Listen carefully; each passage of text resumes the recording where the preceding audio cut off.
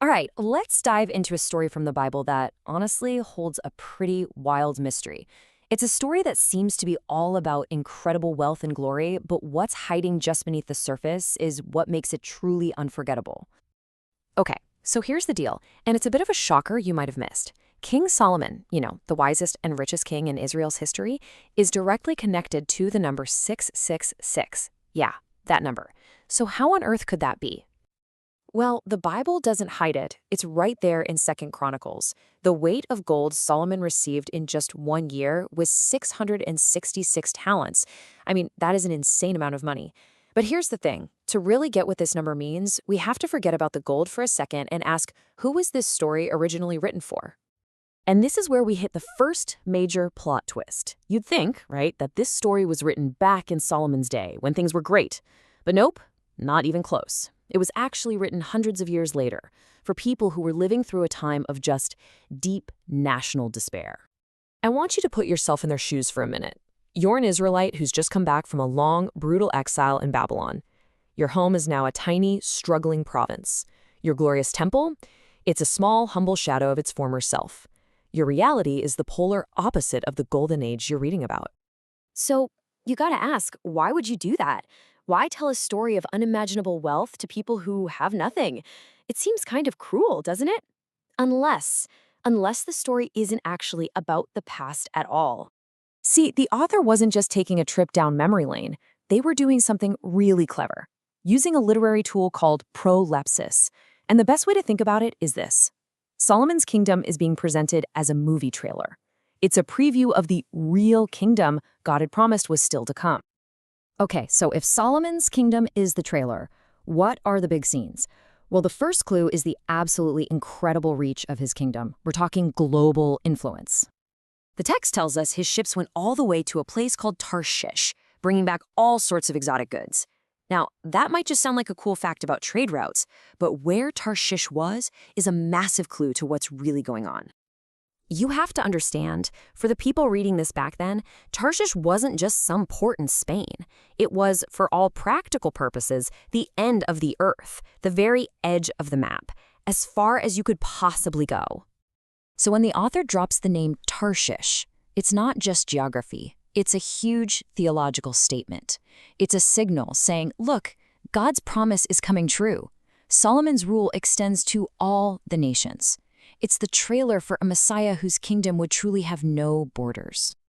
And it wasn't just about how far his kingdom stretched. It was about who he was within that kingdom. The author makes it crystal clear that Solomon's authority was on a whole other level. I mean, just listen to that language. It's absolute. Solomon excelled all the kings of the earth, and they knew it. They literally traveled from all over the world just to hear him speak and to bring him gifts, admitting he was superior. And there it is again. The author is showing his readers, hey, remember that promise God made to King David? That his heir would be the highest of the kings of the earth? Here's the preview. Solomon was the living, breathing trailer for the true, ultimate King of Kings. Okay, so we got a global kingdom and a king who's above all other kings. It sounds perfect. But there's a catch, a big one. And it brings us right back to where we started, with that mysterious number. 666 talents of gold. Now, I know what you're probably thinking, the number of the beast from the book of Revelation, right? But hold on. Before it ever got that reputation, it had a totally different and, frankly, a much deeper meaning right here in this story. And it goes all the way back to creation. So check this out. In the creation story, humans were made on the 6th day. So the number 6 is the number of humanity. Now, in ancient Hebrew thought, when you repeat a number 3 times, you're saying it's the ultimate, most complete version of that thing.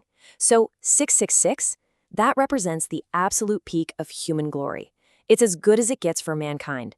But, and this is the crucial part, it's still just a 6. And that's the genius of it. Solomon reached the absolute ceiling of what a human can achieve.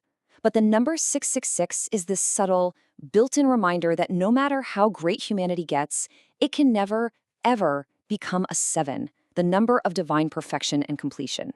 It's like saying, this is the best that man can do, and it's still incomplete. So, where does that leave us? We've seen the historical trailer in all its glory. So, who's the main feature? This part is so important. The author actually tells us where he got this information, from the writings of prophets. And prophets weren't just court historians writing down political wins. Their entire job was to look at what was happening and ask, where is God in this? What is he promising for the future? They were always looking forward. So the whole story, the global kingdom reaching Tarshish, the king who is greater than all other kings, and even that beautiful, perfect imperfection of human glory capped at 666, it was all one giant arrow, pointing forward. It was designed to make its readers look beyond Solomon and start longing for the one Jesus would later claim to be, someone greater than Solomon. And that's really the question the story leaves us with, isn't it? If the magnificent, almost unbelievable glory of Solomon was just the preview, just the trailer, then what does that say about the breathtaking reality of the kingdom he was pointing toward? The text is basically inviting you to go and find out.